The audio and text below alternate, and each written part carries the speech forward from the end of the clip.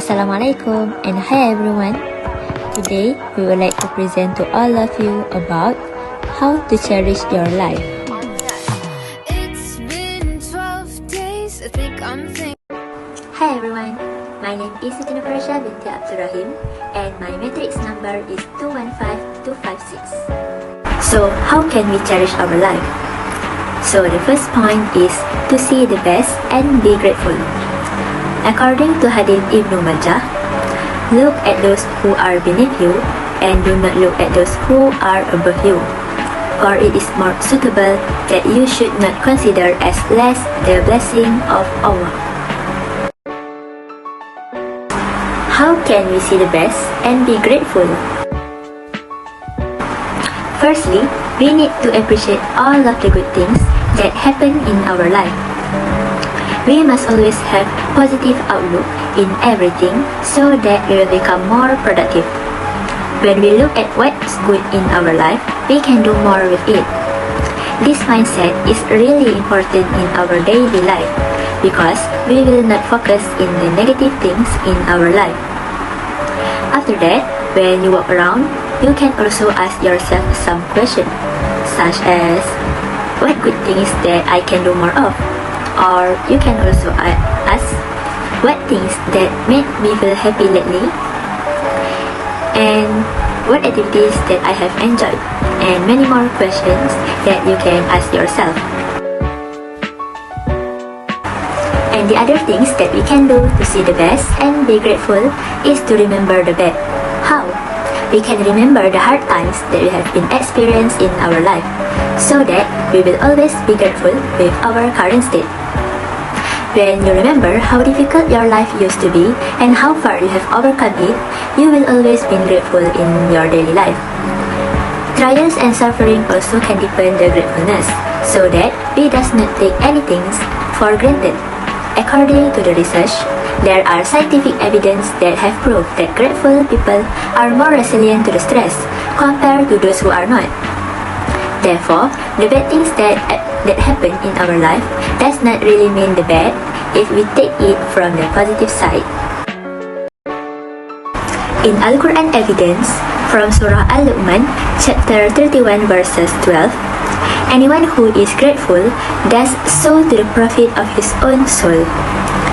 And from Surah Ibrahim, chapter 14 verses 7, if you are grateful, I will surely increase you in favor, but if you deny, indeed my punishment is severe. Hello everyone, my name is Nur Alisa binti Azman. My matric number is 215938. Stand up for what's right and safeguard your heart. You don't always need to say yes to be polite. You don't need to trim your limits for different people. You cannot put ethics and morals on the side for someone, and you simply just can't let your most precious gift be used by someone else. Asha said, I did not know until Zainab burst in on me without permission and she was angry.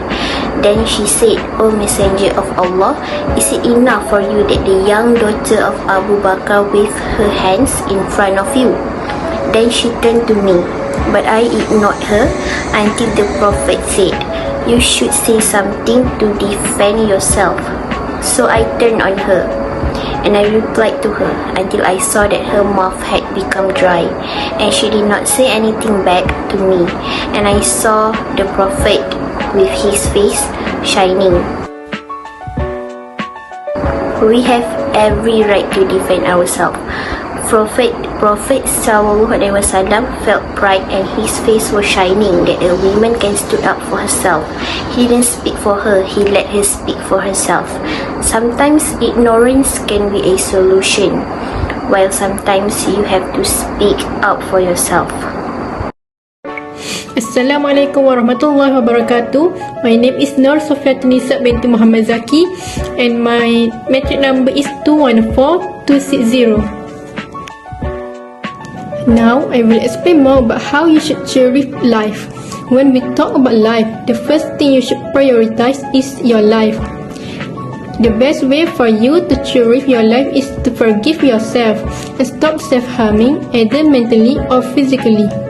Particularly when life isn't going how you want it to, it is important not to be hard on yourself just because you feel something in your life hasn't worked out.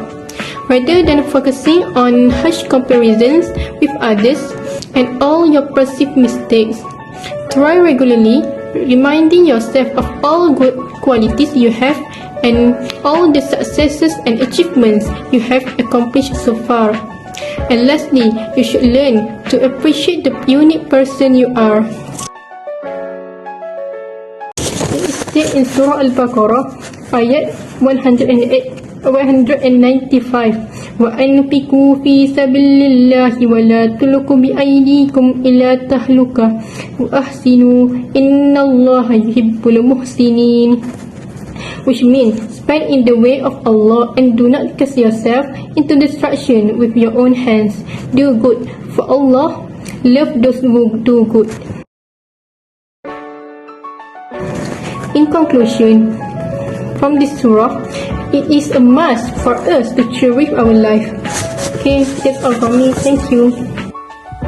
Assalamualaikum warahmatullahi wabarakatuh. My name is Muswira Auni binti Zainal. My metric number is 213120. Here I want to talk about the topic on how should you cherish your life. The one way that I choose to cherish our life is pray and stick to the sunnah. Pray and stick to the sunnah means that you must pray with heart, pouring out with love and affections for Allah. Second, you cannot love yourself if you don't love Allah.